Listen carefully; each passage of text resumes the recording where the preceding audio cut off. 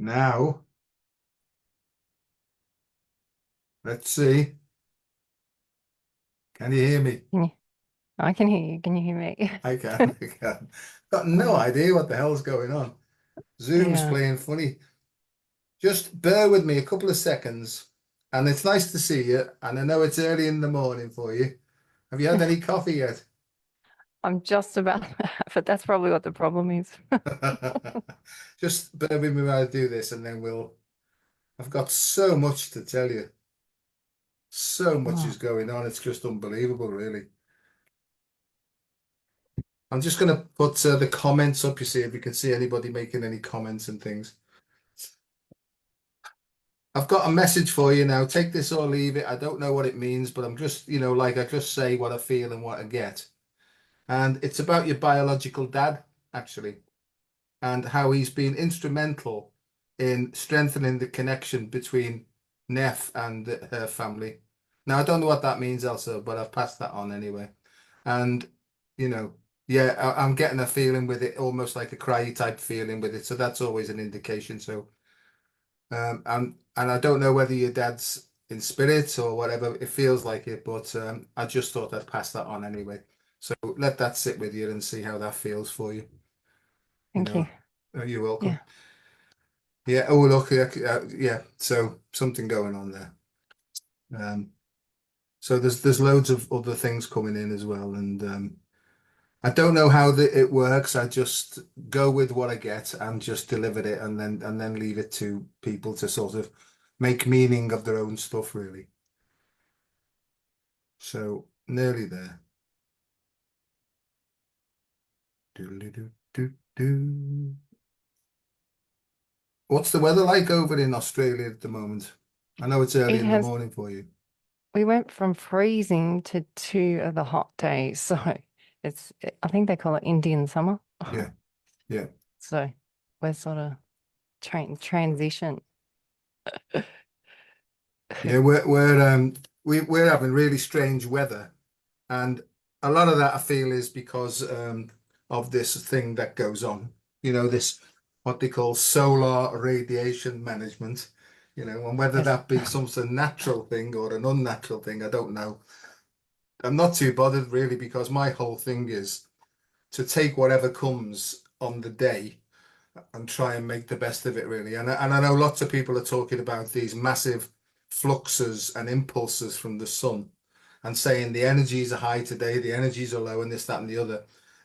I suppose in a way, forearmed is forewarned, but it sort Well, of doesn't make much difference to me really, because no matter what comes, I've sort of been trained, if you like, to just go with the undulations and oscillations of all these different waves and frequencies that are coming in.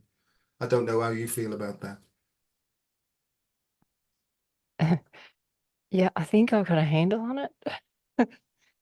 And then someone like you comes along and says something, and then I go completely on a right angle. Yeah. And it's like I get upgraded by the ones around me who are tapping in, and hear distant codes, or I don't understand it. Um, they go, "This is how it is. This is how it is." Okay, I know, but I kind of had it all sorted. I had the puzzle, everything was neat. Now you come along and messed it all up again. And but I'm okay with I'm so used that's why we had 8 kids, I know, because I'm so used to it just being neat for like 2 seconds and then someone comes in and messes it all up. Yeah. And it's funny having puppies at the moment because you put something down, you turn back, and then you turn around and it's completely ripped up and dragged all around the farm.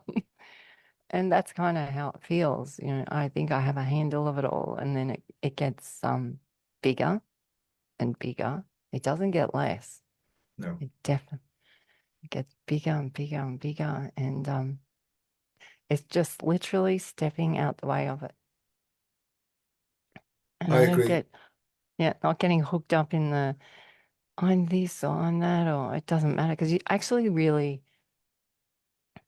at the pace that it's going, I don't even have time to keep up with.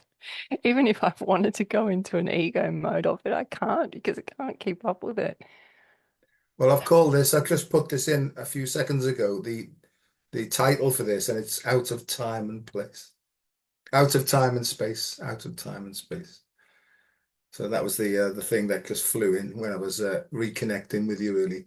I think where I've come to at the moment is acceptance is the key. And people say, how can you accept what's going on? Well, I don't mean it like that. Acceptance means this is the way that it is right now. What are you gonna do next? And that's where I'm up to now. It's almost very, very functional. And okay, that's the way it is. So rather than, as you just said, get hooked and taking the bait, because I think we're being trained in this, trained to go with the dance or surf the waves or whatever, but not to get too hooked into our own stories and anybody else's stories, you know, and it's to sort of remain, if you like, detached and objective, right? So that we can see things more clearly and make more energy efficient actions. I don't know, I've got no idea what I'm going on about. Wow. Help me, help me out. Help you. Okay. So you said, oh, should we do should we do a show on a blue moon? I went, blue moon. I think I heard Mila say that. So I went, blue moon, okay. And then the Hellas, the meteors are in this few days. I think it was 14th peak days. And I went, oh, let me check out where they are. All right, so they sent me on a huge thing. It's a it's a stellar nursery in the sky. It's out of time.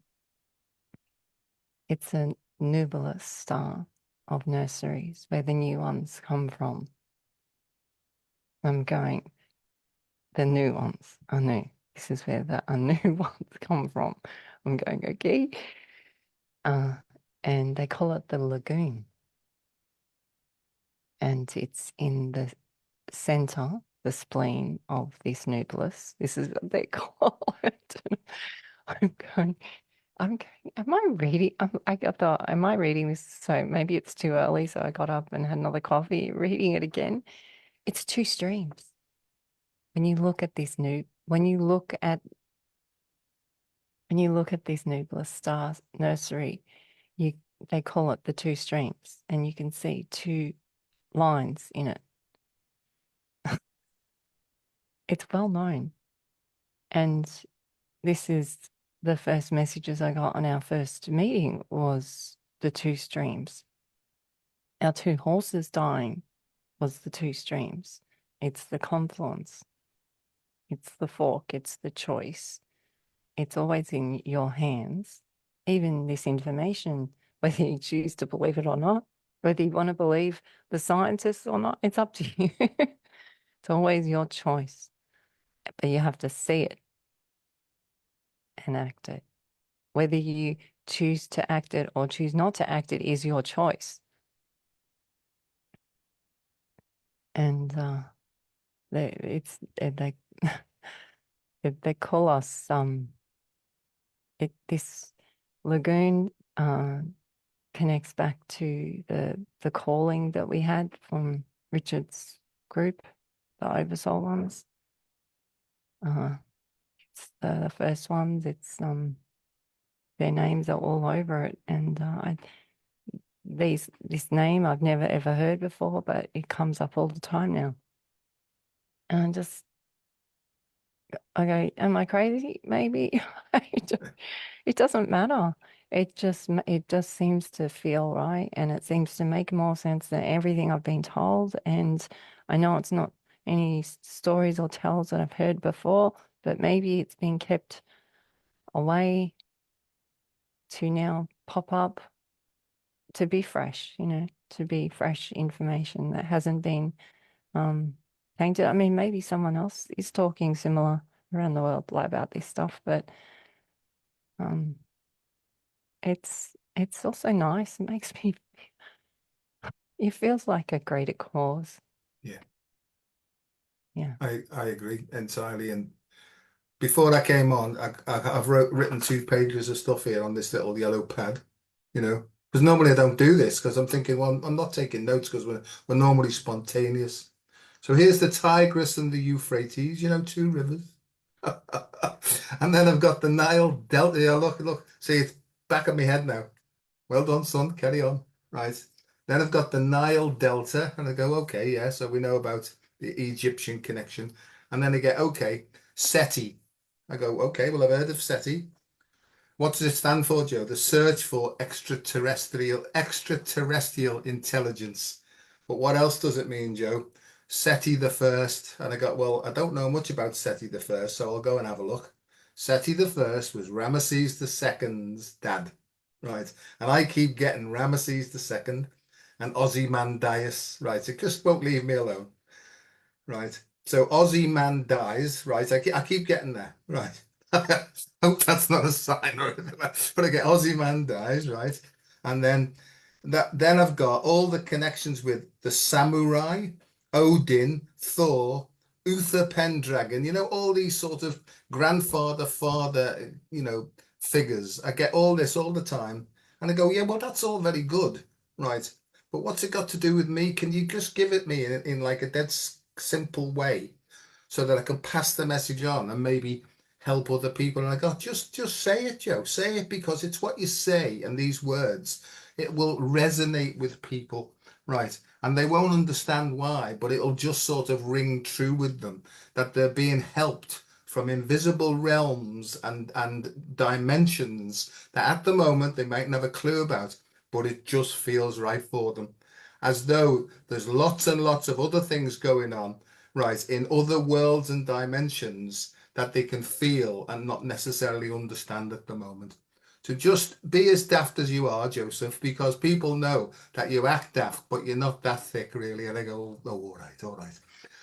So that's where I'm up to. I've got a foot in 2 camps, as you keep telling me, and that's my job, is to help people to get information from the heavens, but to bring it back down to earth again.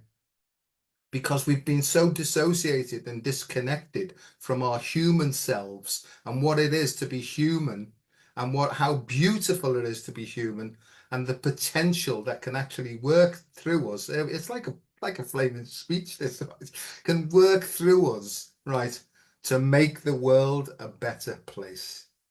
So just do it, Joe. And when the light language comes through, let it go because you're used to that now. In fact, you quite like it. So just like do it when it comes.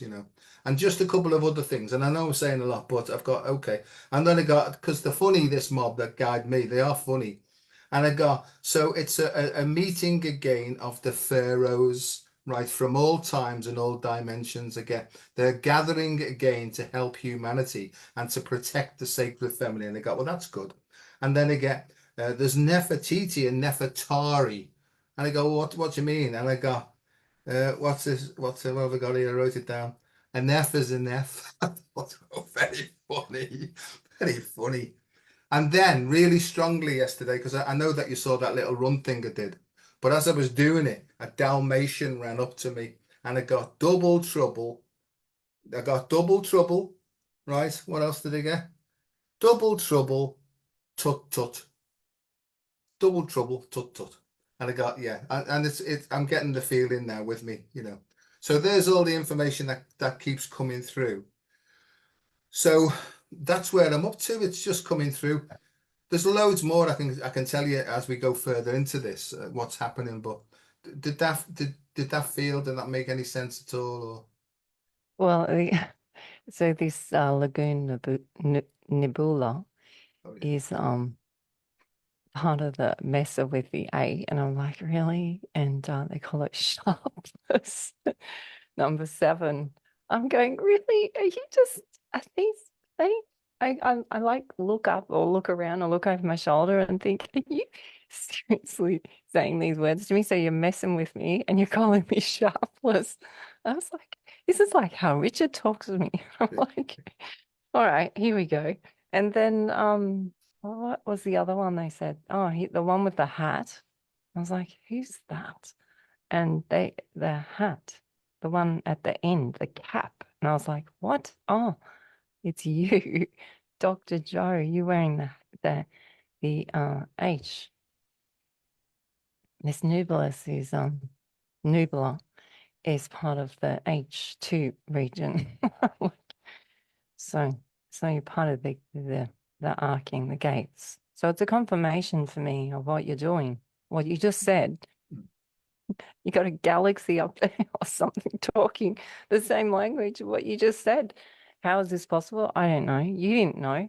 You just said it because you were being open and free. But you're talking about the Lagoon nebula.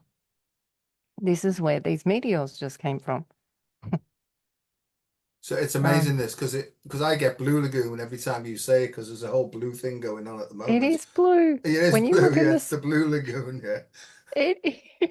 When you look, apparently you can see this one visually through the eye. If you can see blue, Yeah, and many cultures can't. could not. No. And it's apparently the hardest color to see because you have to want and will it. You have to like it. And blue is known as the light. So in the Four Horsemen, they talk of the blue horse that's the problem one. He's not the problem one, he's the light one. He's the problem one to some Mhm. in the apocalypse, but he's not. So the two streams we were told were the answers, the ant ones, answers. Okay. Okay. So I can talk about ants because everyone's asleep. And so when we do this and we speak of the words and we bring them up, the dovetailing goes like this. And then it's like the meteors coming past, it will take a while for it to resonate in ourselves. And we might not like the information, we might not, or the rain from the meteors, we might not enjoy the feeling, but it just sort of resonates and goes into whom wills it in. Yeah. And then you become a hybrid. And okay, it's starting to make sense now how it works, how we've evolved as humans and changed. Because I've seen how my body's changed. I've seen how people around me, their bodies are changing and their diet's changing too. And it's how their sleep patterns are changing. Even, some will say their personalities are changing, but their pets are adjusting with them. The wildlife's changing. The wildlife's changing. We got people commenting on multiple times to me on how close the whales are coming. We class the whales as the setters. Yeah. Yeah. And that's because we call them big guns because they can handle it. I think what I'm seeing is more and more is how arrogant the human race is in general, it's including, and how Us. so far down the scale we are. In fact, in an upside down world, we're like just like a pimple in this thing that's only just about to erupt, into the next thing. So, I think that we're being guided by far more intelligent beings than we can possibly comprehend. And they're just feeding us piecemeal. And even the piecemeal bits, right, are sometimes hard to swallow for us because we just can't process it properly. So I'm beginning to see this more and more now. And it takes me into all sorts of because I don't do archangels much, but when you said the blue thing, Archangel Michael comes in, you see, right, straight away. So I get that straight away. And the sword of truth. And with the sword of truth, it cuts two ways. It cuts off branches, which can be painful, but that's to allow the alignment of the flow, really. And it's to make the flow stronger. So sometimes it hurts like hell when you're having your limbs chopped off, but it's to reconnect you to the central flow or the central channel of direct communication with your next level of evolution. I'm sorry if I'm going on, but this what seems to happen. And there's a complete difference between a character and a personality because persona means mask. And we're being asked now to remove all our masks now because they're pretentiousness, really. And with the mask comes a story. So we're being asked to let go of all the memories, all the patterns, everything that we've ever known is to let go of all of it and just trust that we will be given the information at the time when it's required for us to act upon. Oh, but I need to know. No, you don't. Right. This is the problem. It's your knowledge that's blocking you from what you really need to know. So get out of the effing way and just feel your way through the next moment. There we are. Over to you, Elsa. So last year, I kind of meet you guys, and they told me this year was, they kept saying it's the practice ones. And they kept giving me peak moments too. When this is when I met Odin. I'm going to say I met him. And then met the dragon of Odin, and um, the feeling from the feminine at the beginning of the year to the masculine at the end of the year. And they were teaching us to practice with this energy so that we would be okay with the greater energy this year, in the year of the dragon. And I was like, okay, I get it. And the year of the dragon is called Long Nian. Long Nian means a new dragon. But so now we're in Asian culture and it's the same again. How can this Anu be this? It's the key, Anu key. When you know the Anu key, it will help us. But if you want to have the old key, then you can unlock some grim dark doors, and that's okay too if you need to do that. We've all had to different. Some people won't ever know of any of the dark stuff, but this it's bigger than us. We're talking about a stellar nursery. Yeah. So that's lovely, that. It's so pretty, right? I'm Yeah. just like, so it radiates in the northeast, and it's the origin point of sky. And I was just like, wow, this is so pretty. It radiates as the soul ones, which is Solan. It's a Solan, which is solution in us. Um, it's also a calling bird, being known as the calling bird. These and August is August is uh we kept saying getting August as the dragon's breath. And I was like thinking, I just kept thinking, oh, does that mean I've got to brush my teeth more? Is it, does that mean I'm going to say words that burn or something like, I was thinking all these things. August is gold gator. And I have a photo of the hills just by us where we had a big gator on the hill. And then it flashed up gold and gave me opportunity and time to run inside, grab my camera, and take a picture of it. And it was on the same day I learned about the Stellar Nursery. And so to me, that's just magical. Even if I wanted to script this, my brain's not that great, really. There's no way I can script this. So you see this gold gator? August is gold gust of wind. August. It's written in nursery rhymes, this story. August, hey diddle diddle, the cat and the fiddle. The cow jumps over the moon. The little dog laughs to see such fun. And the dish runs away with the spoon. They speak of this time when I origin word this. They speak of this time back to the solstice coming in December. And they show us the process with these little characters. Those characters are Lyra, um, the Grand Mercer, the Great Bear, Taurus, and I think it's in a nursery rhyme. And this is a stellar nursery. The way I have to say, can I just say a quick thank you to someone who posted a picture? They'll know who they are, and people who know them will know who they are.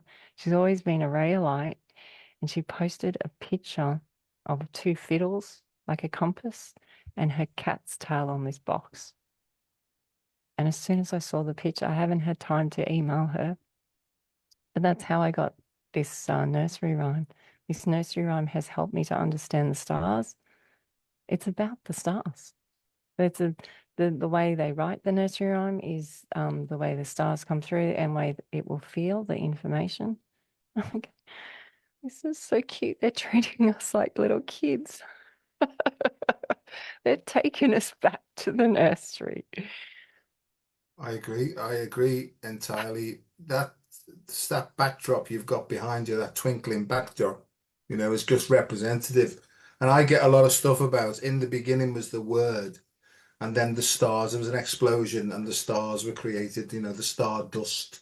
You could call Yeah. that tar if you like, or whatever. But then I get this thing about panspermia and the earth being ready for the dust to flow across it. So I get all these pictures. But in that, what you've just said there is almost like a step down into materialization and the human form. So this is what they show me in this side. And I have to try and put it into steps really to help people. But then the job of the human and the soul chooses this itself apparently is to step back up again and go back home.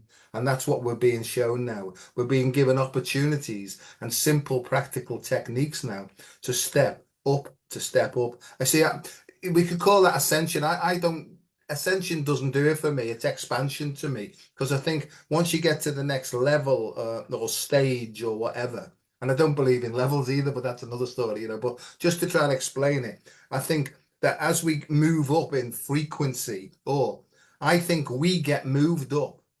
Right. We don't have to do the moving. We just get out of have to get out of the way to be uplifted by the process itself. And I think that's what surrender means. Surrender means just stop working it out. Relax. Everything's sorted now. Just take it as though you're in some sort of cinema and you're watching all this go on and you're the main character, but you're actually watching it go on. So relax, get a comfy seat, get some popcorn and chocolate and a big thing of Coca-Cola. Obviously zero Coke. That was a joke, right?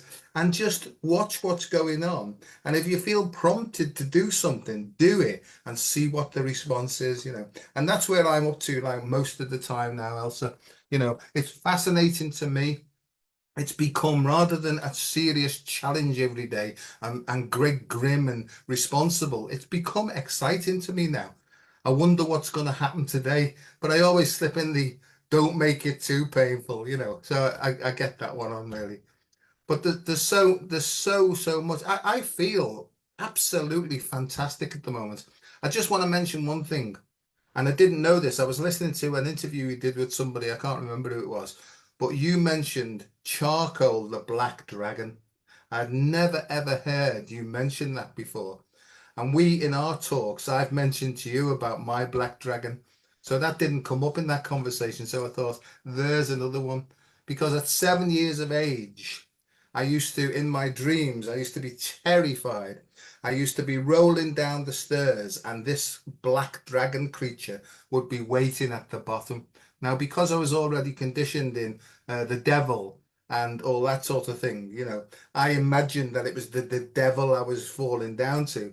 But in actual fact, it became my black dragon that's there for my protection and not to frighten me. So as that came back a few years ago and I started to understand. And it is a terrifying thing, but it's there to keep me protected. I don't know why I've come out with all that there now, but it was another sort of there we are, you see, there's another connection for you, Sonny. Okay, so um so this is what um this might heal, so I'll just say it anyway. So Jacob's Ladder is renowned in the UK in a lot of the pool areas. especially around some of the castles, especially where Destiny's Stone has traveled. And they would use Jacob's ladder was the ones that took them up into the clouds, but they didn't have to climb the ladder. It was just a ladder. That's how they described it, the ladder to the skies. And these ones who could see the ladder were the ones that they would ask for help from, or assistance or guidance. They weren't rulers, they weren't royal, but they were asked for the healing properties because they knew that they could see the ladder and others could not. And this is what's happening. Some can see things, some can't, some can feel things, some can't. We all have different roles in this show. Mm. And you ping pong through everyone and work your way through and use each other's gifts together. And you're not taking their gifts, you're just sharing the gifts together. So you're just sort of saying, oh, well, I've got apples, I've got pears, I've got oranges, I've got some bread. And so you're all sharing. So you have this beautiful meal. Or you can be the grump who's not going to share and he's over there and he's only got one ingredient, so he can't make anything. And you can do that too if you want. So this ladder and taking the steps up. So you talk about charcoal, the dragon, which is what our kids talk of, charcoal. And so as little Dr. Joe is falling down the stairs, the dragon's at the bottom, and I can feel him take the hugest sigh and hit himself on the head. Go, here we go. He's gonna be scared again. So like then he puts his hands and then like waits. And when Stella Nursery was coming, this is when this song Would Not Leave Me Alone by Elton John. I'm not really an Elton John fan. Um, and, and one of the it was Jerry, who's Palladian type. She seems to be the one that puts the trigger song on, and she looks at me and she goes, "You're going to play this 100 times today, aren't you?" I said, "No," but I did. And they were showing me.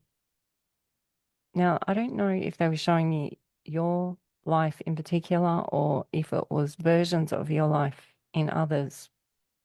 Has been played so many times is the how long it takes for it to all kick in and make sense. And it's not to mean, that you're stupid. Well, charcoal thinks we are. Yeah. Heat up.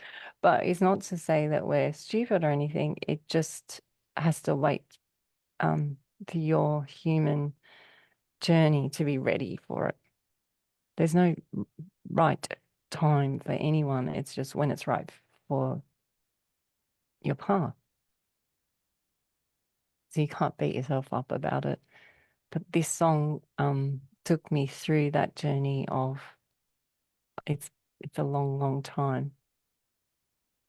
And the way he speaks in the song, he's saying, well, this is just my job 5 days a week. So like the dragon going, well, this is just, I'm just here. I'll just wait. But when this song came out was 1972. This is 2 years before I was born. And it was like they knew even it will take a while for this to come through. Oh, geez, the dragon. But the dragon was the first one for me too. It's amazing because we had this sort of off live conversation in text, about Rocket Man. So that was Rock Mm, E.T. And then I get yeah. Ragnarok. I think, what does that mean? And I get Yeah. Scandinavian. So I get taken back to Scandinavia. Real big boat, sort of warrior types again in Scandinavia. And then I get the dragon coming in because when they were going to war, they used to have the dragon's head at the front. But when they were coming in peace, they used to cover it over. So I was getting a thing that, they had hearts as well, and a lot of the stuff they were doing was to protect their own communities and things. So I was getting all that. But a big click that I got when we were talking is I was like addicted to Elton John, especially the Yellow Brick Road. So there's loads and loads of metaphors in Yellow Brick Road about what's going on now. The straw, and then it was taken to Dorothy and the Straw Man and the Tin Man. So this is how my head works. It all comes in from different directions, and it's almost as if that the simple message is to thine own self be true. And if we can surrender our heads, I call this the editor. This is jumping in all the time to try and get what it wants. This is willful Harry, this really. So if we can take our head off, throw it away, and just be guided from our hearts, because the information that we need emerges, it doesn't come down from the head, it emerges from actually the spleen, which is the soul, in my opinion, the heart of hearts. So it comes from the spleen or the soul, up from there, through the heart, and then into our heads, and then down our arms then, because we have to take actions then. So if it comes that way round, that's probably the right way. And if we can be courageous and keep our hearts open and flowing and just keep going with it, obviously, the big thing is do no harm. That's a big thing. You know, have just kindness and consideration up to a point. But I get above all, do no harm, but take no shit. Because I was sort of brought up to respect authority, respect older people, this, that, and the other. But that was, if you like, some sort of externally derived moral code that was given to me. And I know that I've got a specific internal moral code, which is called my soul's purpose. And if I live to that, that's my truth. And to go with that, I do feel when I get going, I'm a pain in the bum sometimes when I get going, but it just comes, is just tell them to be true to themselves. That's what they're here for. Because the whole earth journey is to experience everything and to gain self-mastery. And you've got so much help if you just sit down and ask. I don't know where you are. I don't know what you look like. I don't even know, but I can feel that you're with me. Will you help and guide me to the correct actions, please? There we are. And they said yes, by the way, no problem. You just had to ask. I just, they're so naughty. Well, I heard another great person speak, and he said, "You're the son or daughter of God." They said, "Slow down." I went, "What?" "You're the son or daughter to God. So you are, there is no God above the other." And Adam had two wives. He asked his first wife to be below him. And he was just being Adam. So this is classed as Black Moon Lilith. And she just went, "Well, that's not cool." So she left. So then they created from a rib Eve. The Lilith is like, yeah, she's the snake. She's the one that feeds on the apple. She's got the info. Yeah. But she's gone away and now she's come back. And she's the dark side of the moon. She's the shadow. She's classed as the evil one. She's not evil. She's evil to some. Who are those some? A lot of this stuff where they say it's evil, it's not evil to the actual human. It's evil to other beings, because us humans are so human that we just think, oh, that's us. Yeah. Yeah. So when you understand the text isn't written from you or your species, then you go, hang on, who's it written for? Who is the evil for you or the evil for them? They talk of famine and the great locusts coming and all this sort of stuff. It wasn't evil for the humans, it was evil for other beings that were inside us. And so now when you start to read the text, if you can feel into it and work where the energies are coming from, then you can actually start to go, Oh, that's what they mean. So the big bad wolf isn't the big bad wolf, or this person isn't that person, or that big black dragon at the bottom of the stairs wasn't that evil devil. It's just the text or the era that they've written it from. And I love the fact that we are a son or a daughter of God. We're not of God, we are God. And I keep saying to people, we're creating these solar flares. Not me personally, but the consciousness is creating these solar flares. And it's time, because the human race has run out of time. The program's over. And now it comes into this, it's like they go, okay, you had your fun for all those years. Okay, now can we just get on with it again? It was like we were put in literally a holding cell. Yeah. For, in, it will help us, but now we have to realize that we're the gate or the hinge or the center of the compass, and go from there. And there is no right or wrong. It's just how it feels to you. And just keep coming back to that. And if your compass is a bit way off, then you have to do things like this breathing practices that Dr. Joe speaks of, or some type of grounding, or rest, or because you might be centered here and then say a whole heap of tar comes down, rains on you to help us.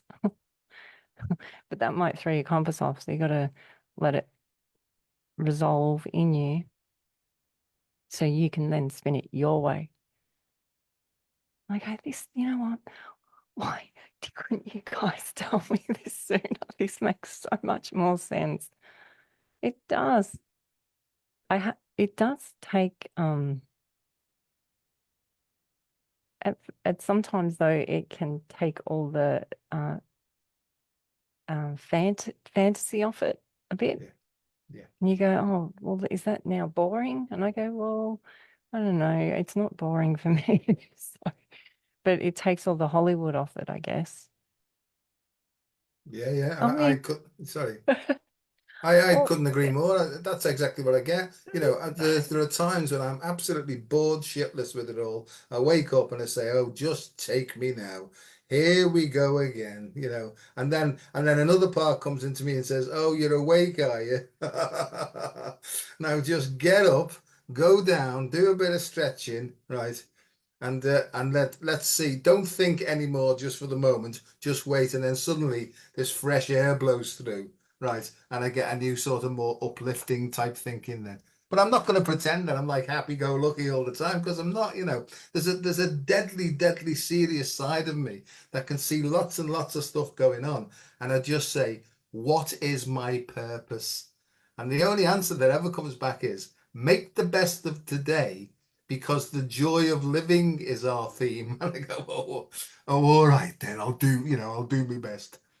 I just want to talk about extraterrestrial activity. We talked about SETI and the search for extraterrestrial intelligence.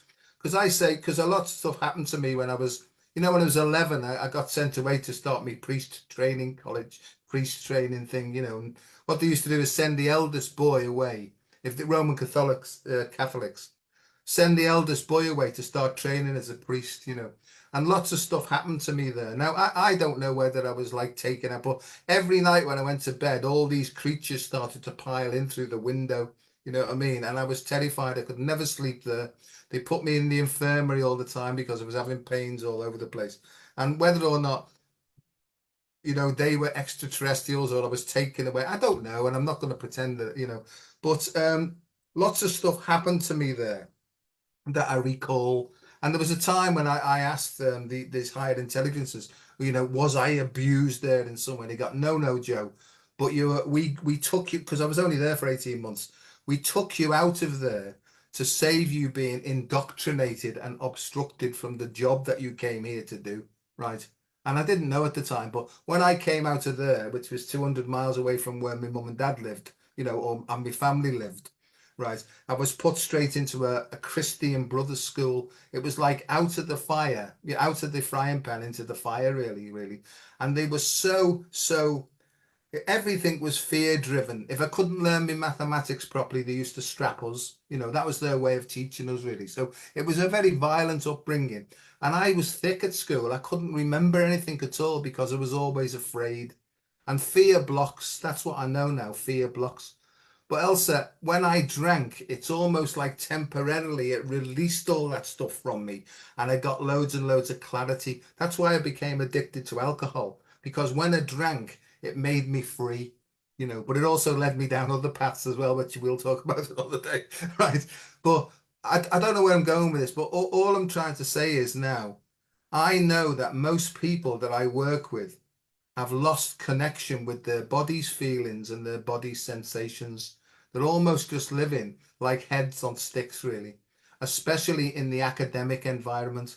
But as this great big shift that's coming in now, as it's coming in, more and more people are becoming nervous, irritable, discontented, and afraid and worried about the future. It's a very, very positive time if it takes you back to realizing the power that you resides within you. And that's what I'm trying to help people with. I can't really tell them what they need to do as such, other than what you're looking for is already within you. So stop looking out there for answers, turn your head the other way around and get in there and start feeling and asking, please show me because I don't know what to do. God, sorry about that. Over to you. Well, you have to have that will. Yeah. You have to find the will. You have to find the spark in you that started for you to come here. It's like Earth saying, okay, well, all right, Tar, you can land on me now. I'm ready. But up until a certain point, she wasn't. She had her stuff going on, and then stuff could stick. And that was her will. This is a creator's will, and this is the same will that we have. It's the will of the cosmos. So you have to find this will.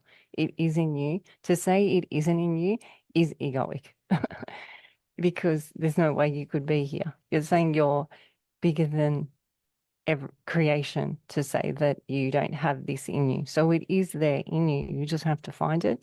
And no one can show it to you. They can give you pointers like what we're doing now and triggers.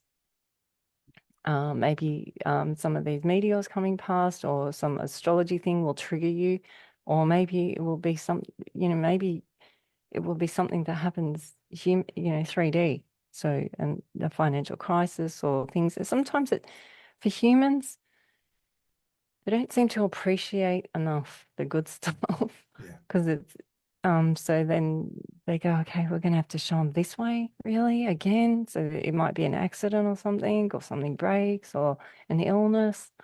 And, I'm one of those. Limit is lie might. They know who the mites are. They call them the slimies and the mites. So go within. You might need to detox because, yes, those tiny little parasites in us are so tiny, but they're super intelligent, and they can be running a bit of you. So get them into balance, take them into bay, and then things might come through a bit clearer for you. Because if you've got thousands of little beings in you going, let's go this way, let's go this way. If you're in a fragile state, they will be able to shift you. And this is what they do. They do it to animals. They've proven it in science that it happens to ants. It proves it in science that it happens to all the animals they test on. They know that this does happen. But humans go, oh, but that's those animals. That's not us. You go, that's cute. Cute human. Keep thinking that. Cute human.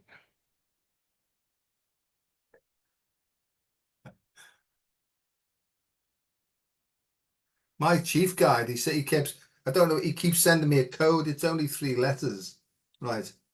FFS. For fuck's sake. Right. And it's like, what are you doing now? What are you up to now? And I have to feel pain or disturbance, right, before I stop. I'm thinking, maybe I'm on the wrong path here or going the wrong direction. But before, I used to drink on that, and I know I take medications or anything to stop the uncomfortable feelings. And I realized today the uncomfortable feeling is directive. It's there to try and show me, right, to try and get me to back to realign to that neutral, open and flowing thing. So if I'm feeling emotionally disturbed, some people don't like this, but there's a lesson in it for me.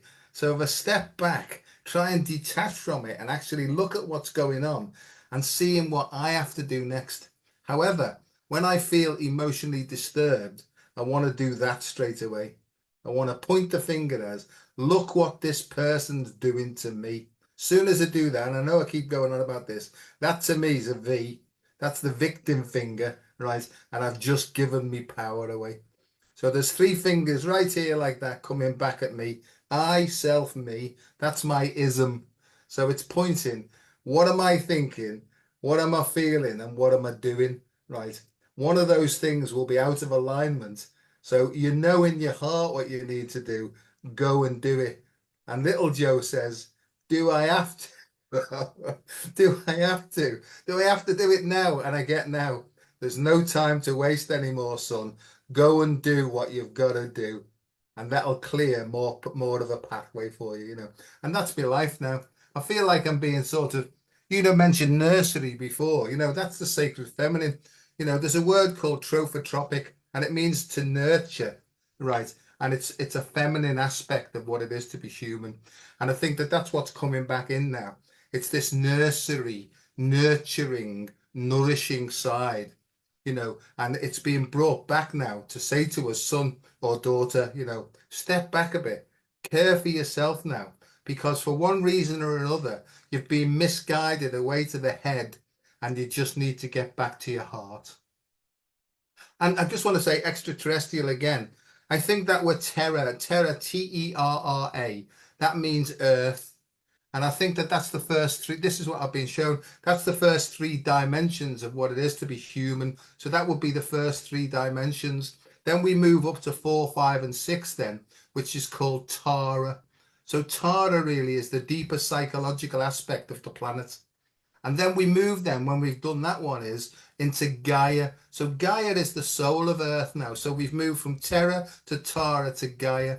When we get to 9, 10, when we get to 10, 11, and 12, then this is something called Aramatena, which is really the deeper spiritual side of what it is to be human. And then, I don't know why I'm saying this, someone must want to hear this. And then from 12 to 15, well, so 13, 14, and 15, they're what's called the life fields, the life fields. But then out of that, after that 15th dimension, we move into the sound fields. And sound and tones are so important. And more people now are starting to hum and sing, and light language is actually breaking through. If they can just have the courage to express this light language, it's not what it means, it's the tone that does the work, really. I'll shut up now and pass that over to you and see if there's any sort of confirmation of that. Well, so um that you said fields, which is gold fields. After gold fields, this is August. So August is remembering that the gold is in us. We are the gold. And they keep showing this over and over and over. We are the gold. And the more we understand that, we understand why we've been mined. And like you said, we have to come out of here. Come out of here. Excuse me. Come out of here and come back down here. And then the tone will go through our spine up and down cleanly. But if you're anchored up here, It's not flowing. You're not using your hooks right. The hooks at the end. So the hooks at the end can be the horns, the Taurus, can be an arc. And this is the other thing, when you see these symbols, start spinning them. Start spinning them, and you'll start to see that a lot of them interact with each other. And the serpent is that DNA moving up. There's two tails, the tongue and your spine. And this is where we seem to be feeling it. This is where the poisons come out, the two ends. And when we make a sound, you can make sounds at the other end, but we won't go there. Big topic in the house here. Yeah. But the sound is to tell. And this is part of the tuning of us. And being careful what you say, being aware of what you say, because you're walking into that. Yeah. Now, I'm not walking into what someone else says, but you can take it on board. But a lot of people, you see them in spiritual, they say, seal yourself off and things like this. That's them going, well, if you want to enter my ship, you're going to have to ask to come aboard. And I do like this. I think this is good because you're sealing in your cells. Once you've sealed in your cells, then find out who else is in there. Once you keep them at bay, they then actually can assist you. And so when I speak of viruses and parasites, yes, they need, once they're at bay, then we can actually work together. And I actually say to them, okay, now we're at a balance point. Now I'm at Heaven's Gate. Now we're a level playing field. Now we can go from there. We can all be great in this together. So I kind of give them a payoff. Yes, I got rid of a lot of your friends, but now it's a fair playoff. So now we can move this cell or this ship together and meet with others that are doing the same and create this better new way of living for the family. And in my heart, I really do believe that this is changing rapidly. Last year, I was sent a lot of messages to slow down from others. A couple of space soldiers, don't bring out this information, don't tell people. And I thought, yeah, that's great. But you're speaking to a female now whose mouth is falling apart. And if I don't speak, I'm going to lose all my teeth. So now I'm going to visually look awful. So they played on my vanity to get me to bring this information out because they knew that I knew the healing process of this was to speak. It wasn't to not speak. It would have been much easier for me not to speak on camera. Much easier. But you rise above it and you get on that ladder. You go. All right. I know I'm scared of heights, but I am. I'm terrified of heights. I'll take another step. Oh, look, my gums are healing. I have ease. I'll take another step. Oh, the other side's healed. But it's much easier not to do things sometimes. But you're missing out on all the fun. No, I agree. I think that's part of the balance as well, I think, really. And you mentioned wind. I'll not go to that end of the wind, but when I see the throat, I see it like a flute, really. And when you're doing this, you know, I see that in order to clear that, sometimes you've just got to express. And the heart wants to express, or the soul through the heart wants to express through an open and flowing throat. But again, sometimes you can say too much and sometimes you can't say enough. So once again, it's feeling your way, isn't it, through that balance point, really. do I speak up or do I shut up? And that's something that I'm learning all the time, because I mean, we go on and we go on for about 3 hours if we, and because I love to express myself and things, but sometimes I've just got to zip it. So for some who are on here watching this, they'll agree with me, you know, that I've still got a long way to go on that one, But But I the see view, that. Sorry, Elsa. Just let me say this thing. I found about Nadi's energy coming in through the meridian, through the chakras, through the meridian system, and through what they call nadis. And I found out from Sanskrit that nadi simply means hollow tube.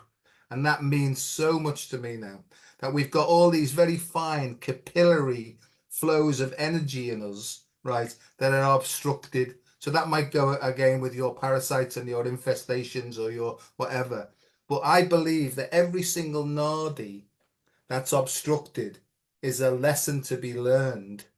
But we can't learn or know these things if our sight is always on the outside. So once again, it's almost like this has got. I got told this really clearly today that every illness, Joe, every illness on the planet is an obstruction to the free flow of unconditional love. So if you keep looking out there for answers, you'll never find them. You just need to go in and you need to sit deeply and ask, what do I need to work on next, please? So there's a sequence in this. But external experts can't give you the right sequence. That's got to come from your innate intelligence or your intuition. I don't know whether that makes sense as well, but once again, it's sitting, letting go, and feeling really, really deeply.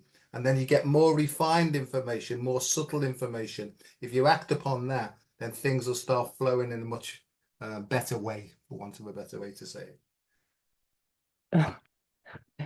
so so nadi is not like similar to a knot. A knot on a tree is a spinning point. It's where the limb is cut off sometimes, or a new bud that didn't grow. And a lot of the time it's a broken cell or a cell that's not well in your body. And if you go through your body when you're resting or in a calm state, you'll be able to find the pain spots in your body and they'll feel like you'll be able to see them. They look like a knot on the tree or a fingerprint. And then you can go in and heal them. This spot holds energy. Usually it holds a lot of old blood because it's protecting it. Can have a lot of mucus or phlegm around it. You say phlegm. Yeah, I can say that word now, not Felgum. Uh, this weird lady in Australia speaks of Felgum.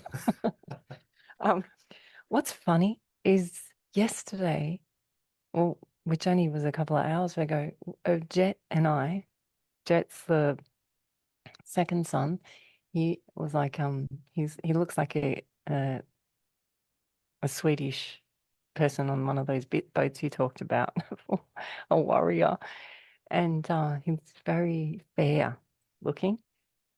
And he helped me trim down all the trees to let in more light from the west, from the father, from the gold fields, literally. I'm just thinking how symbolic it was. And I actually have the hugest pile of wood that I have to shift tomorrow or today now. But we were cutting down limbs off the tree and I could see all the knots in the tree. It's very profound because you were speaking of this. I'm thinking, was he just remote viewing everything that was going on yesterday? So there's not healing the knots in you. Once they healed and they start moving, um, it's like when you see a stream and there's a big rock in the middle, the water has to keep going around. You move that rock and it's whoosh. Yeah. And then you might come downstream and there'll be another rock, and that's okay. And as you go through your life and journey here on Earth, there's many rocks in you. You got to find all the nodes, and I think the and you nodes are can notes heal as them. well. Yeah, I think the Yeah, nodes are notes. And if you can find the yeah, right frequency, it de-obstructs it, doesn't it? It clears it. yeah. So Well, again, it's we're about part. tone. Yeah. Well, it's universe. Yes, exactly. It's verse. It's it's the ones verse. To say you're not part of the ones and th- why have they called it that? I see that we're I all instruments, we're all individual instruments carrying the same, carrying a different frequency. That when we all play together, because it's about playing, having fun, isn't it, really? Then that yeah. makes perfect harmony. And I think that that's we're just retuning at the moment, but we need to be retuned through the heart, which is the great conductor. You see, I see all these things going on, So someone's an oboe, someone's a violin, someone's a cello, and all these different things. But we're all needed to work harmoniously in order that we can sing our song, if you like. Yeah, so we're like the orchestra when we come onto stage Yeah, and we're all having to tune to get ready for the conductor. yeah. And, Uh, Go on. sometimes when you play your cello, then if you've been playing it too hard or you haven't looked after it, one of the strings go, the string breaks. And that this is, maintenance, keeping Yeah, the instruments good. yeah, So these people all come on, musicians come on and tune their vessels or their instruments, and then they create together. It's not all about the trumpet no. or the drums, because if it was, then there would be no reason to have all the other characters there. And so, yeah, we're just now tuning up. We're tuning up, tuning up, tuning up, so that we can play these beautiful songs. And then who knows what will happen then? Like maybe other worlds will be able to, they'll go, oh yeah, they can handle that now. Now show them all this. It's so cute because they think they've got it. All right, now okay, we've got to this stage. All right, now we'll show them all this. Yeah, And this is where we're at.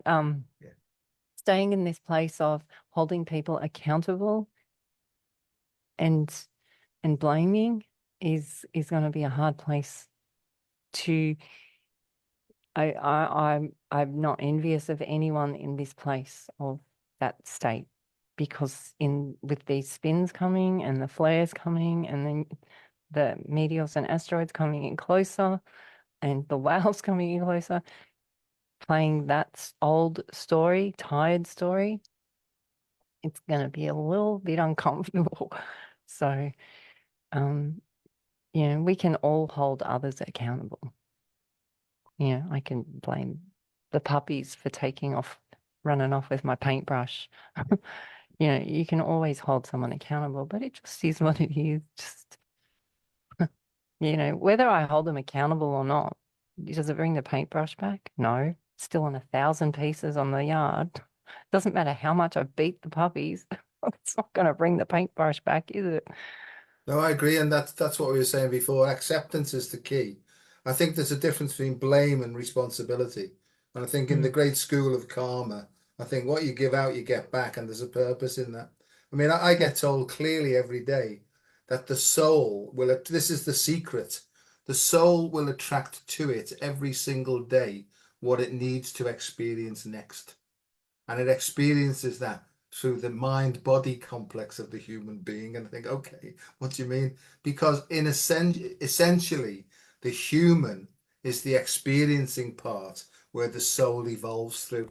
So the real secret is that we attract to us what we want to experience next.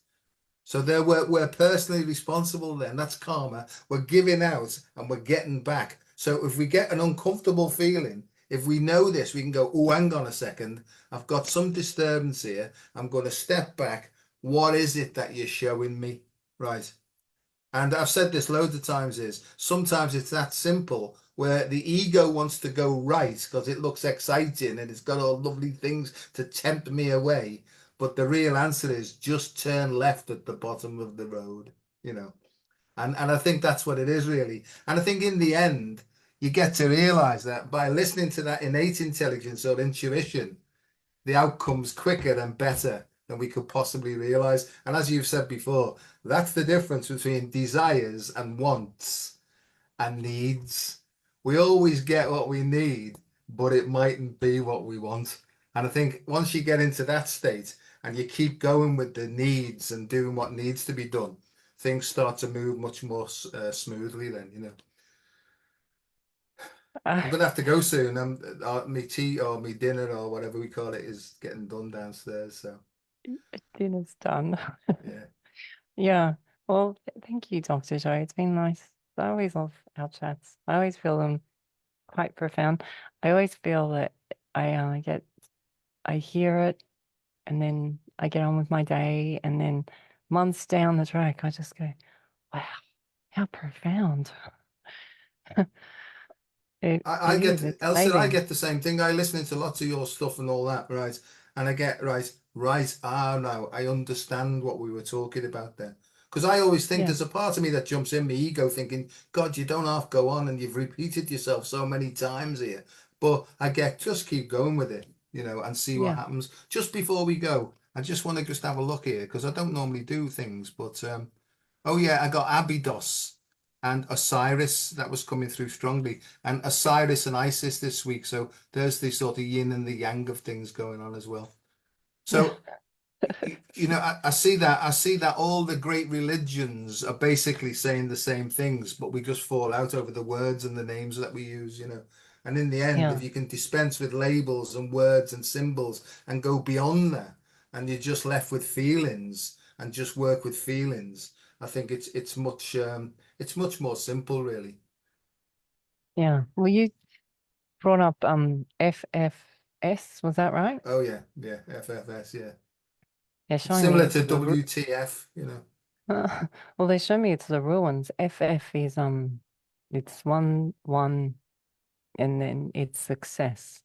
Success is the snake moving freely, which is what you've been talking about the whole time. Being able to move freely. This if you're having addictions or you're finding that you need to go into an addiction to help you through what's going on, it's because in that addiction somewhere there'll be a space where you actually did connect with spirit. So don't beat yourself up about it. Just find it's actually, you actually are tapping into spirit through the addiction. You don't need the addiction to tap into spirit. It's just whatever was going on. That's a way. And I'm just putting that out there because, I do see addictions going on. They're trying to find something. How do we get to there? But what happens with the addictions is it's only a small window and then it takes you past it. Yeah. But they're trying to get to that little bit of the moment there. And yeah, to get to that little bit of moment, if you've got to that little bit of the moment in that addiction, that means it's in you. So it comes back to that. Well, I think what That's you said there, I think that mindful breathing, it creates more space. It's the space between breaths and then more space. And where there's more space, there's more information that comes from outer space into that space. And so it's an expansion of consciousness. And I think that's what happened to me is I was able to get a bit more space from my egocentric problems. Because every time I got a problem and a disturbance, I'd be jumping off into emotional reaction. But over time, I'm learning more and more is how to get into that like 0 point. And here's a little tip for everybody if they're interested is it's the out breath that disengages you from the fight and flight response. So if we perceive a threat, we instantaneously we go into fight and flight. Most of the time it's not required. The only time fight and flight required is if you're in immediate physical danger. Other than that, there's always time to take a breath, step back, allow the space to open, get into that neutral balance point, and then choose again. And it really, I mean, obviously you can make your choice there. That's free will choice.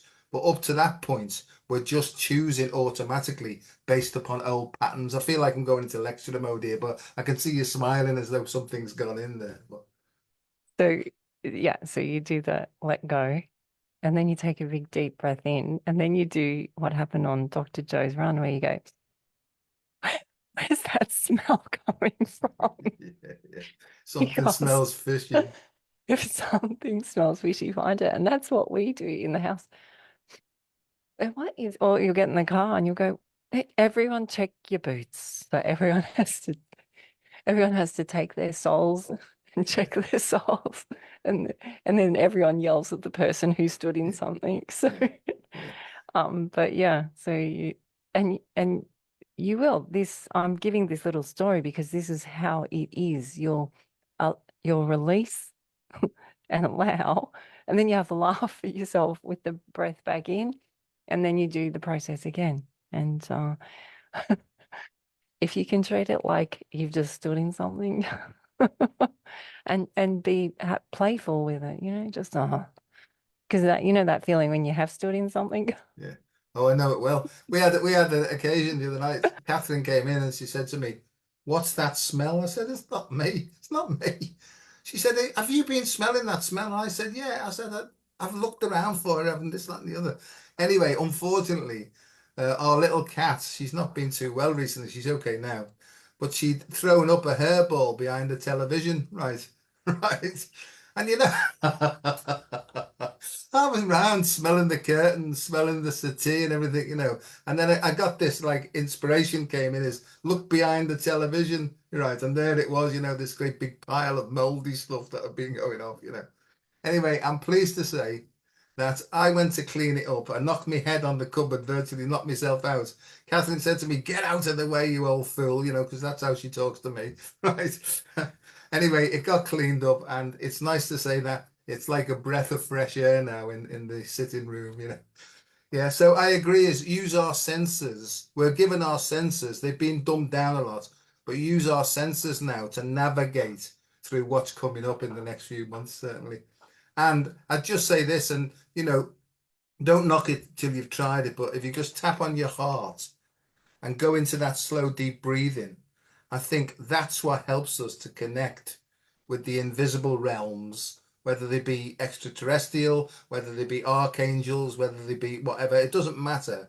But there's different, in my experience, there's different levels of consciousness there that will help you if you just ask.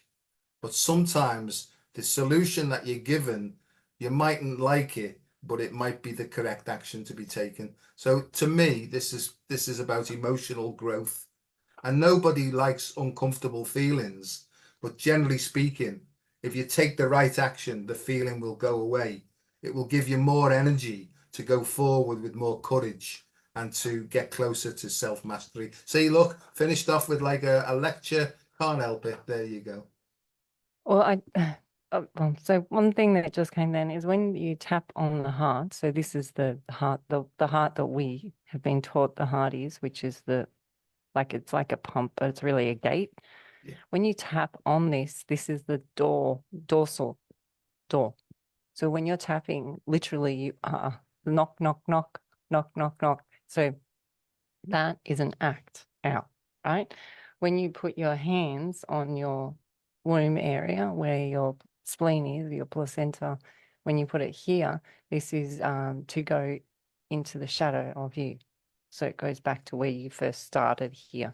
So if this one doesn't work, try putting your hand on below and the same breathing technique. And that might help you find the knots inside. So Well, maybe you're not ready to call. Maybe you maybe have to, yeah. okay. We're nearly finished, but we'll carry on because I've developed this meditation, or I've been shown this. You put your left hand on your heart, or where you think your heart is, your right hand on your tummy, and they've told me call this cradling the sacred child. Cradling the sacred child. And then Oh, you can that's feel, in so fact, it's in now. beautiful. See, I get it straight away. I want to go, "Woo, woo, woo, woo, woo," but I get that feeling. So it could be a puppy or a cat if you don't like kids or whatever. But this is you. This is you. It's this three energy thing, the tricolor or the trident and all this sort of thing. But cradling the sacred child and really get a feeling of snuggling and nurturing, and then listen in then. Because when you're in that comfortable state, that's when this new information, or in my experience, that's what happens. So that's that one really. I And love that. Oh, yeah, that's so beautiful. yeah. I might, someone's asked me to do like a voice thing with like music playing in the background. So if I get a chance, I'll do something like that. So that's really just getting hold of that frightened little child or the angry little child or whatever, calming it down, and then this three energy thing comes in then, and then that's when the next portal opens, So there you go, Elsa.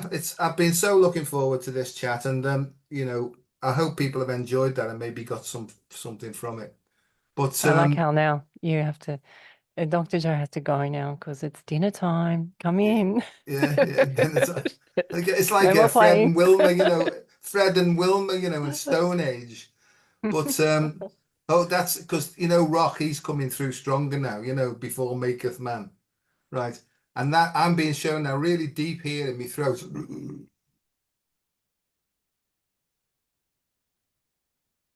Really, really deep. But with that comes a real clearance. And then all this new energy comes in like a warrior type energy, not to fight with, to protect with. And I think that's what's coming in. Yeah, it So was there you meant go. to. And and also there's a there's loads and loads of those ancient languages coming through. And I believe that the one that comes through more prominently is called Anuhazi, apparently. And it's an ancient Sumerian, Mesopotamian, Assyrian, pre-Egyptian energy tone. So I'm working on that. And like you, Elsa, I just say it and do it. I don't know, but it feels good to me. And I think other people are starting to sort of pick up that maybe they just need to express themselves from the depths, really. Yeah, yeah. So have a lovely, Thank you, lovely Doctor. rest of the day. My love to your lovely family, and speak to you again at some point in the future. Thank you, Dr. Joe. Thanks Bye. very much. Bye. Thanks, everyone.